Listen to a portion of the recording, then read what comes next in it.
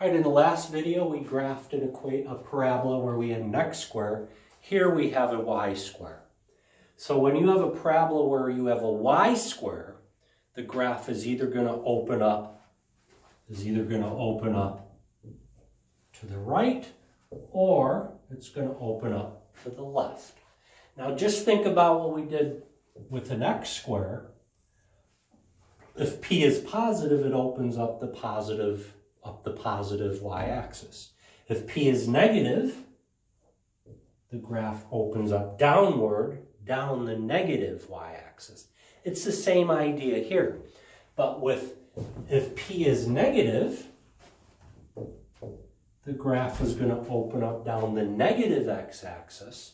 And if p is positive, it's going to open to the right, down the positive x-axis. All right, so our basic formula, our basic equation is this right here. So we want to solve for y squared. If I add 20x to both sides, we get y squared equals 20x. Now, we want this to be y squared equals 4p times x. Again, we can see there are no numbers subtracted from y or x, so hk is 0, 0, so the vertex is at the origin. So we want this to be in the form of 4 times some number. Yes, we can do this one in our head. 4 times 5 is 20.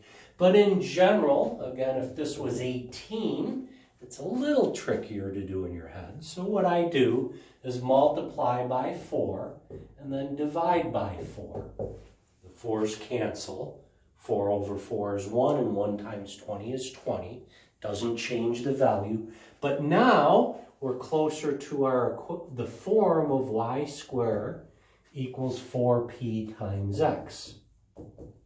Again, this is our form because hk are both 0 in this example. All right, so 20 divided by 4 is 5, so we get y squared equals 4 times 5 times x. So we can see here that p is 5. So now we can figure out the focus. Well, again, hk is 0, 0. So we get 0 plus 5 is 5. K is 0. So the focus is 5, 0. The directrix is x equals h minus p. H is 0. P is 5. 0 minus 5 is minus 5. And the focal diameter is the absolute value of 4 times p. 4 times 5 is 20. And the absolute value of 20 is just 20. So now we just put all this together. The vertex is at the origin. P is 5. P is positive. So it's going to open up to the right down the positive x-axis. Something like this, yeah. Where's the focus? The focus is x is 5. Right here's the focus. Y is 0. So that means the directrix is x equals negative 5. That distance just flipped. So negative 5 is down here. 1, 2, 3, 4. Negative 5. X equals negative 5. The graph is a vertical line. So this here is the directrix. This line right here is the directrix. All right, so that's our graph. Now, how spread out is this? Well, we can plug in numbers. So let me just rewrite this as y squared equals 20 times x. So when x is 1, y squared is 20. And the square root of both sides gives us plus and minus the square root of 20, which if we plug that into our calculator, what are we going to get? Well, the square root of 16 is 4. The square root of 25 is 5.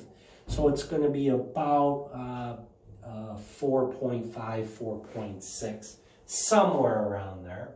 So when x is 1, y is plus and minus the square root of 20, which is about 4.5, 4.6, somewhere around there. You can plug it into your calculator and get an exact decimal value. But that's but that's the idea. That gives you an idea of how spread out or how narrow the parabola is just by plugging in numbers in for x and find out your corresponding y values.